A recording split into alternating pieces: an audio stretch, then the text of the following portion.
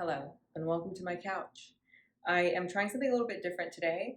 I'm going to also do podcasting. And also holding a mic gives me something to do. So I'm going to do this and we'll see how this does. But I want to do a little bit longer form and just talk um, about the moment that I kind of realized what religious trauma was. And then now, years later, talking about it a lot more, just discovering a lot more about it and realizing that there are actually a lot of resources and a lot of people who have been through it. And even in casual conversation, when I bring up religious trauma, people will be like, oh my gosh, like that is the perfect description of what happened to me.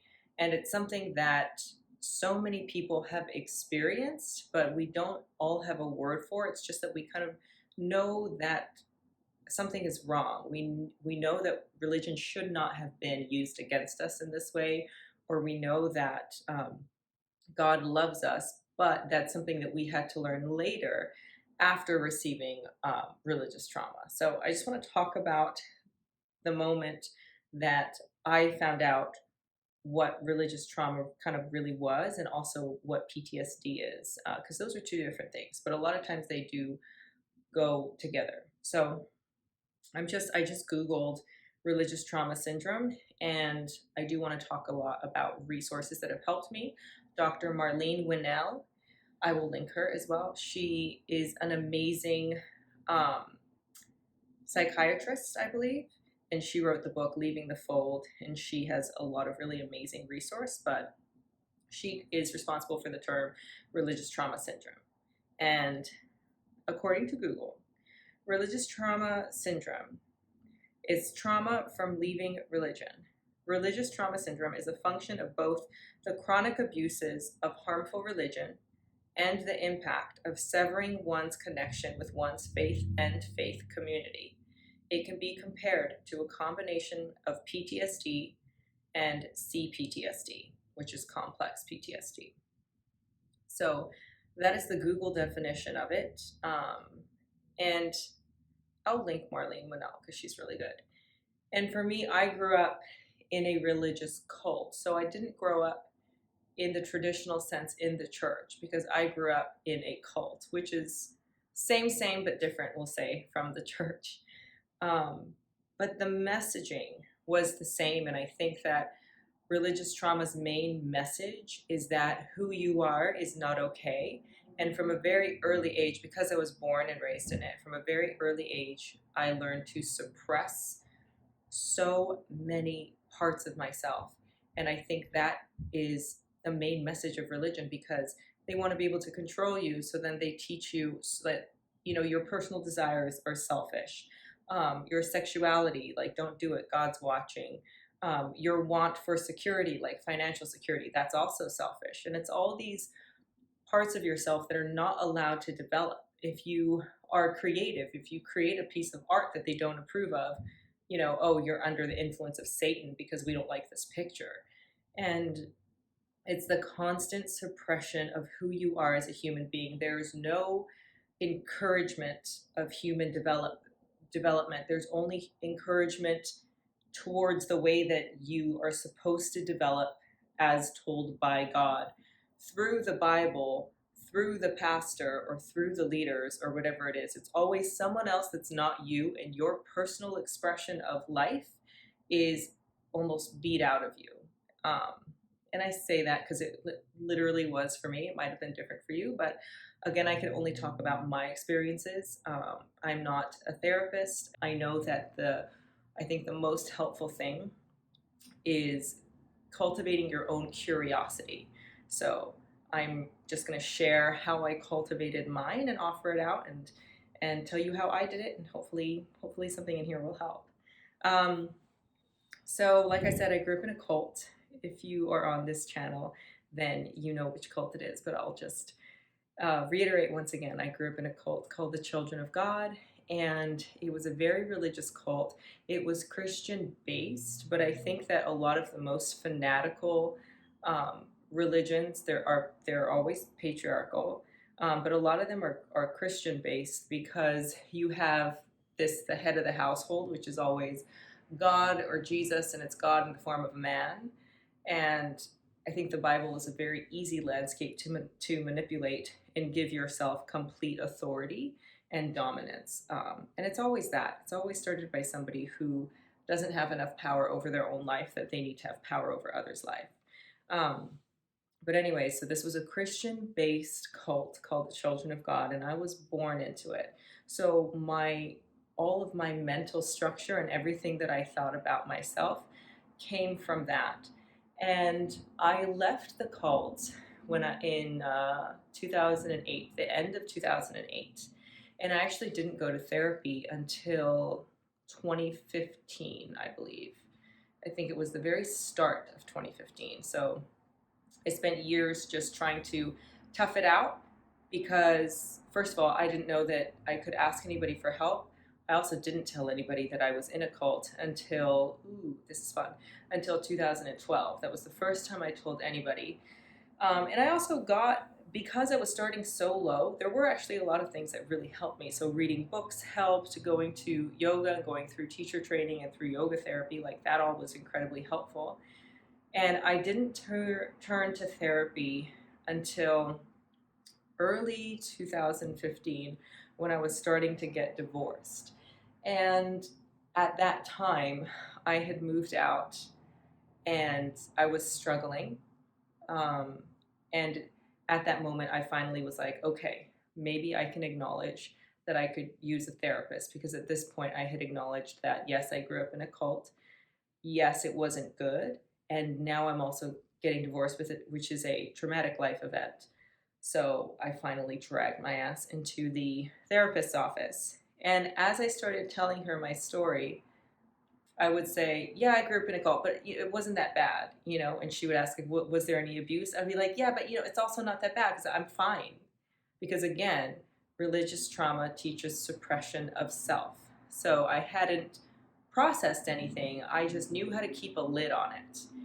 And she told me, she was like, Angel, you are showing signs of PTSD and CPTSD, which again is post-traumatic stress syndrome and complex post-traumatic stress syndrome. And I had only heard that PTSD was for soldiers. So I was like, well, therapist, you're wrong. I do not have PTSD. And so she gave me this list that I have that I'm just going to read. Because I started writing yes, and then it's 2 pages long, and I just read the whole thing and realized I didn't even need to write yes. I hit every single one. So I want to read it, and not so that you diagnose yourself, because I don't think that you should self-diagnose. I think it's like the equivalent of going online and finding out why you have a headache, and then if you Google it, you have something terrible and you're like on death's door. So I think that if you would like to be diagnosed or you would like help, definitely get professional help. But I do think it's important to know what's going on inside and to understand that all of these feelings are normal. That's why they're on a list, is because they're common. It's something natural that happens. So that being said, I will read this list. So this list says, this symptom checklist might make it easier to understand what's going on with you. While you should not diagnose yourself without a professional, it may help you make sense of what is going on. If these symptoms are interfering with your daily life, it might be time to go for support and get professional help. The first one, hypervigilance, hiding, sitting with backs to the wall, feeling watched, having a startle response, fear of being alone, constant alert, in fight or flight mode. And this one for me, I wrote yes with 3 exclamation marks, because the cult that I was raised in taught me that the end time was always coming and that soldiers were going to come and take me away. So I was always watching for soldiers. I was always watching for the Antichrist to attack. I would walk into a space, identify where the exits were, and I wouldn't live in a place that only had 1 exit. It would have to have 2 exits. And I would immediately check the security of it, and I would need to know how to escape my own house. And whether it was my own house or whether it was in a restaurant or other people's houses, I always had to walk into a place and identify where to go. And I definitely felt watched all of the time. I did have a startle response I did have a fear of being alone, and actually, for a while, I thought I was an extrovert because of my behavior, but it's not that I was an extrovert, it was that I was really scared of being alone because I thought that is when the devil would get me. Um, and I was constantly in fight or flight mode. The next one is alienation from body, not at home in your body, no sense of body image, an avoidance of mirrors, layers of clothing, extremely private, manipulating your body weight to avoid intimacy, often numb and detached in the body. And this one was less so because I had done so much yoga at this point, but I definitely had no sense of body prior to starting a yoga practice. Um, I used to do this thing because I would clean the bathroom. That was my job in the cult. We had this chunk of time where we would clean the house, and my job was to clean the bathroom for the longest time. And I would see if I could go through the whole thing without catching a glimpse of myself in the mirror because I hated how I looked. I also only wore black, and this also might be an emo thing because at this time I was like 15, 16.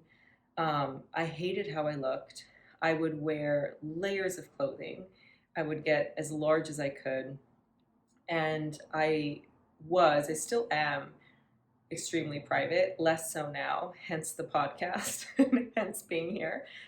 But I used to be incredibly private to the point you would ask me a question and I would just answer like yes or no or and that would be the end of the conversation because I didn't want you to find anything out about me because if you did, maybe you would use it against me because that is what the religion did. Any sort of private thing that they found out, it would be used against me, so it was incredibly private. So that's the next one. The one following is disassociation, splitting from the event, removing self from the feelings of emotions and pain. Feelings of self, physical numbing, depersonalization of pain memory, feeling like you're watching yourself on video. Getting so focused on something can tune everyone or everything else out. Inappropriate behavior, like laughing at a funeral or laughing at someone's pain. Driving from one place to another and not remembering how you got there or losing time.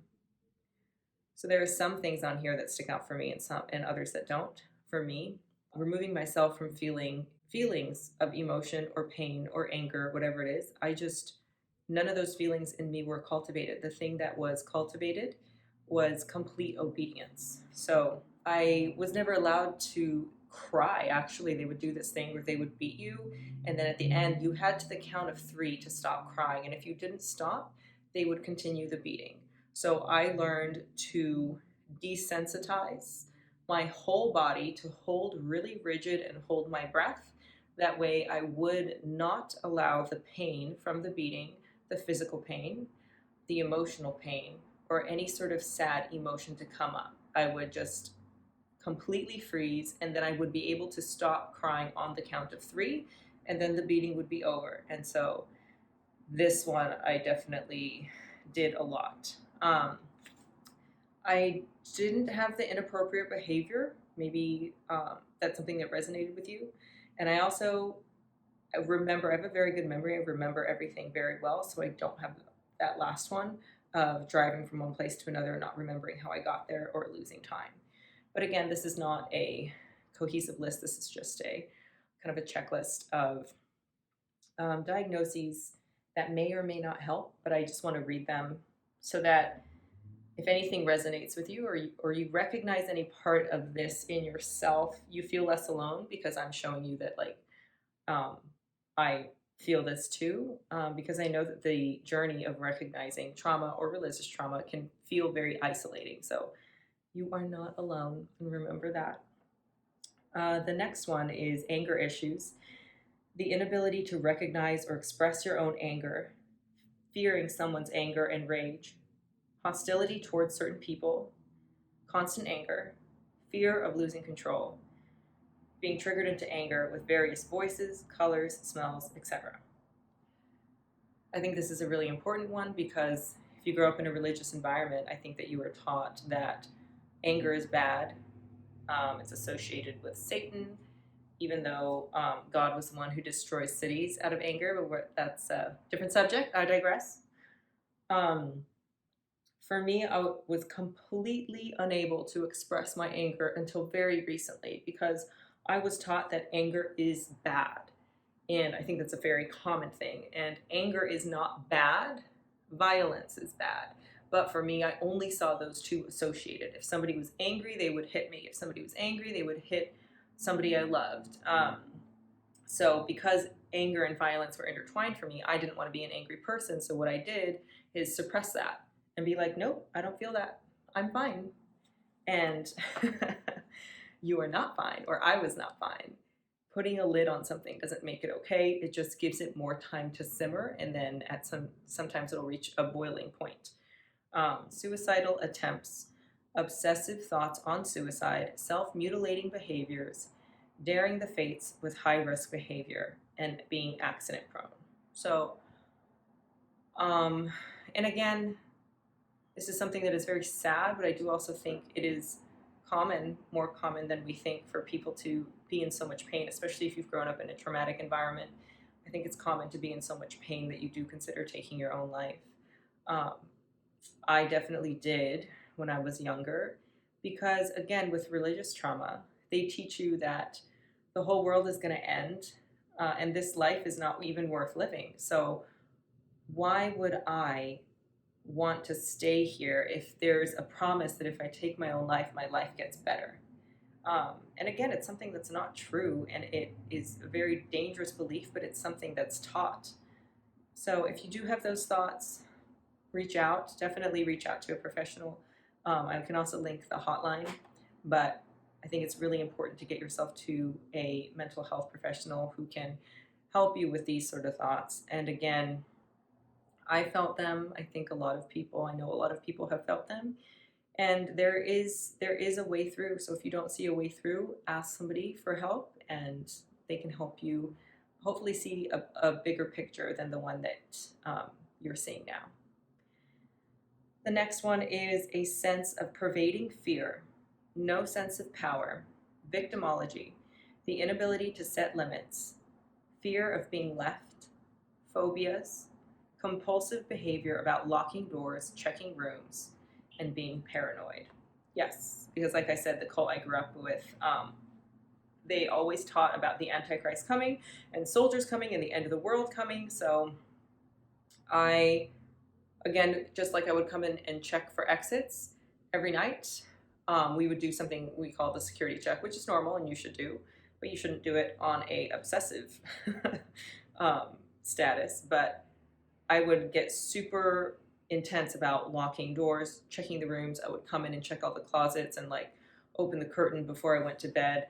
And I've done that for not over 30 years because I was a baby before this, but I've done it, I would say, for 20 years. Not once have I found anything, but it still took a long time to stop the behavior. The next one is addictions, behavior to cover pain, fear, anger, sadness, or helplessness. Driven compulsive behavior may be acceptable in workaholism, but still being used to numb out. And this one, I was like, you know what? No, I don't hit this one. I have no addictions.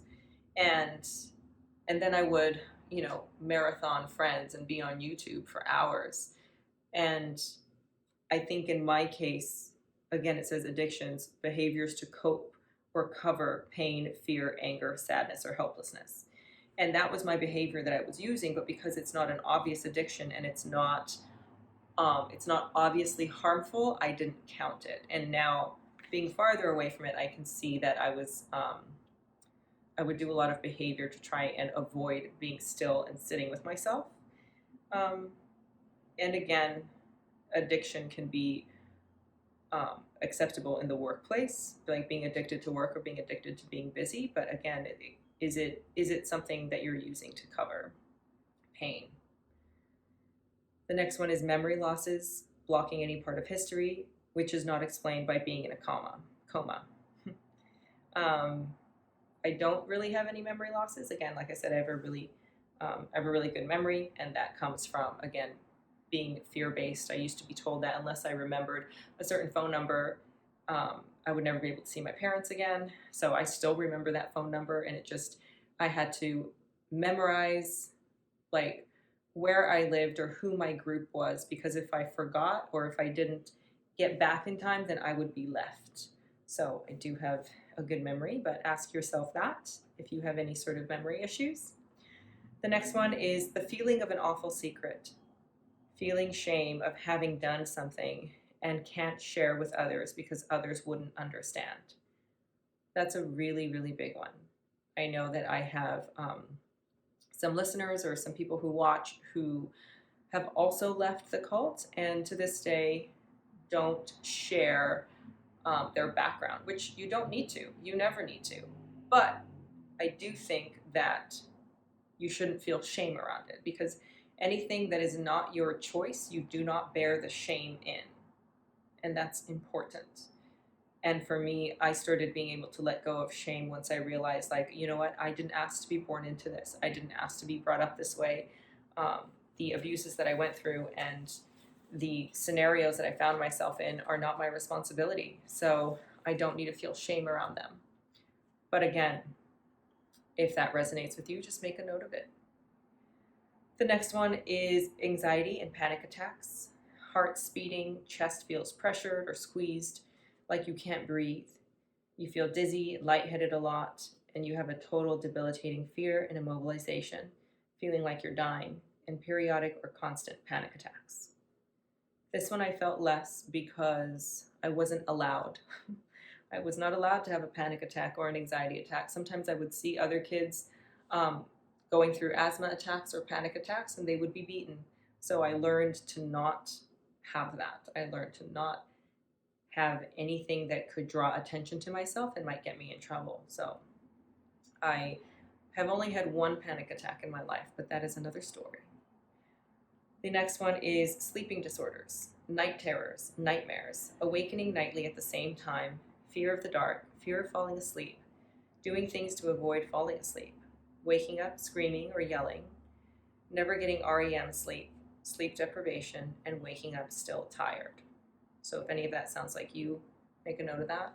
I have never had trouble sleeping because we would be given a time frame to fall asleep, and if they walked in and checked and you were awake, then you would be beaten. So I learned how to fall asleep very quickly. You just get in bed and you knock out. So again, it's not a good thing, but sleeping is not something that I struggle with. But if you do, just make a note. The next one is depression, periodic or constant sadness that feels bottomless, seeing only the negative in people and events, feeling helpless, worthless, and not wanting to wake up, but no active plan of self-harm. You also have no plan for radical change in your eating or sleeping habits, generally feeling hopeless, jaded, cynical, and bored with no joy. That one was a big yes for me. I constantly felt helpless and worthless. I did want to wake up. I didn't have any plans of self-harm, but I also had no plans to change. And again, with religious trauma, I think that one thing that they teach you is a taught worthlessness and a taught helplessness, because then what that allows the religious structure to do is to provide that worth for you, or to provide the help that you need if they teach you that you are helpless. Whereas if they taught you that you were worth something and that you could help yourself, that would be a threat to their power over your life. So they don't teach you that. There's a learned helplessness and there's a learned worthlessness. And it's important that if you're feeling that way, you know that that is not because of you. That's because, or it could be because it was something that was taught into you. The next one is trust issues, mistrusting or trusting indiscriminately, feeling isolated and different. And those are two ends of the spectrum. So issues with trust. One is mistrusting, and the other one is trusting indiscriminately. So I distrusted so many people. I distrusted all systemites, and systemites, again, are people who were not involved with the cult. So literally everyone else in the world, I definitely mistrusted. And then the other side of that coin is trusting indiscriminately. So there's no boundaries, there's no vetting. You just trust someone because you're told to trust them. And I think when it comes to abusive religions, they teach you to trust the pastors or trust the leaders, and those are the people that you trust without questioning. You do not question. And so that, I mean, that's just not a good way to to do anything in life. I think you should always be able to question, but I definitely had trust issues, still do. Um, but again, it's something that once you know that you have that, then you can start working on it. So it's just that moment of being like, do I have this? Maybe, maybe a little bit. Do I want to do anything about it? Maybe, maybe not. But it's useful information to know. And I definitely felt isolated and different. The next one is self esteem. This one again, I wrote yes in all capital letters. Self esteem, low self esteem, intense shame, feeling like you want to be invisible, feeling bad for being alive, feeling useless, feeling that others are more worthy and more important, exhibiting behavior that puts yourself second or last, arrogance and a facade of feeling superior, feeling like a victim or a perpetrator. That one is a lot, and there was a lot in there. I definitely had low self esteem. I definitely had intense shame.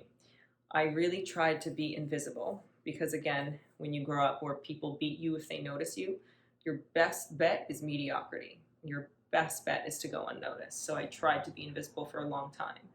I did feel bad for being alive, but the thing that helped me with that is that people needed me to do things for them. So I thought, let me be useful, let me tie my worth to service, and let me just serve people, which led right into that next one where it says where the behavior that you exhibit puts yourself second or last. And that is what I did as a coping mechanism because I did feel bad for being alive. I thought I was a waste of space. So I thought, let me just put myself absolutely last and help as many people as possible at my own expense. And then maybe I will be worthy of taking up space in this world. And then at the same time, I definitely had an arrogance and felt superior because I was taught that I was part of the Lord's army. So I was like, I'm going to survive the end time. And I have a, direct hotline to God. What do you have? And again, it's something that's taught. It's a taught narcissism. It's a taught superiority complex, along with the other side of the coin of victimhood, because I constantly did feel like a victim. And to some extent, I was. I definitely was a victim.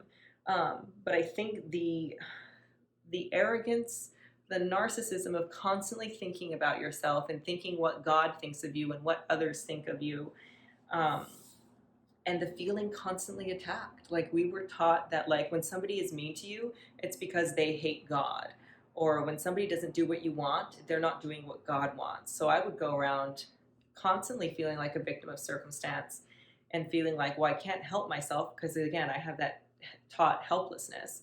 I can't help myself, so other people have to help me. And when other people would have a boundary and say, no, I'm not going to help, then I would be like, well, then I guess like nothing, right? I guess I'm just supposed to die, right? Because it combines the victimhood with the taught helplessness, and that's a very toxic little place to be. But again, a normal place to be if you've grown up in a religious environment that is traumatic or a traumatic environment.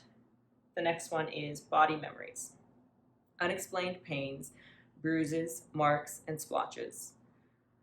The body somatizes the trauma and stress, and the somatic work is like work in the body and how you are feeling. So, chronic fatigue syndrome, fibromyalgia, and other autoimmune diseases may be escalated by intense stress and trauma.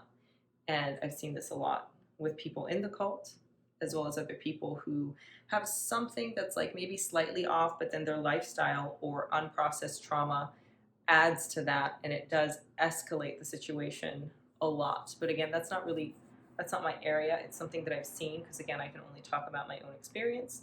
It is something that I've seen. I cannot speak to it, though, because I am not a doctor. But if you have that, just notice that. The next one is feeling crazy, feeling different, feeling like an outcast, feeling unreal, creating a fantasy world and creating fantasy relationships, the desire to change your name or identity. I felt crazy most of the time. And I started creating fantasy worlds for myself when I was young because I felt so overlooked and so worthless that I would create worlds in which I was important. And then I would just go throughout my day just not being present, but being in this fantasy world where I mattered. Um, so again, and again, it's not a bad thing, right? Like none of these things that I'm talking about are bad things. They're normal things that happen once you've been through trauma, or normal feelings that happen when you've been through trauma. Because Lord of the World, not Lord of the World, Lord of the Rings, Fantasyland. C.S. Lewis wrote something about the closet. Which one is that? Chronicles of Narnia. Same thing. It's a fantasy world. It's not a bad thing to have a fantasy world. It's just a thing. So again, I don't want you to hear these things and think, oh, I have that, that's bad. Oh, I have that, that's good. It's just notice what you notice. And again, everything that they are listing, they're able to list it because it's normal. It's a common response.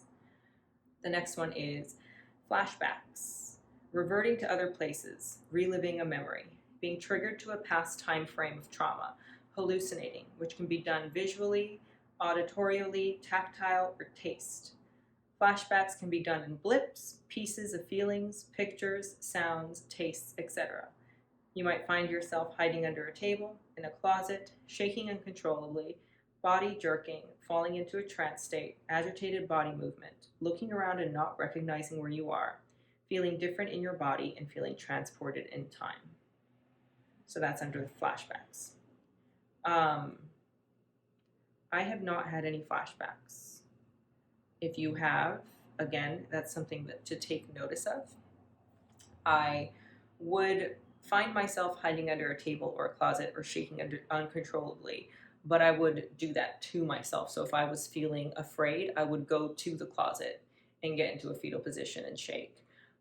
Or if I was having an argument and the heightened voice freaked me out, I would go hide somewhere and shake. So signs of trauma. The last one is eating disorders. Not wanting to eat, no joy in eating, bulimia or anorexia, or overeating, or binge eating.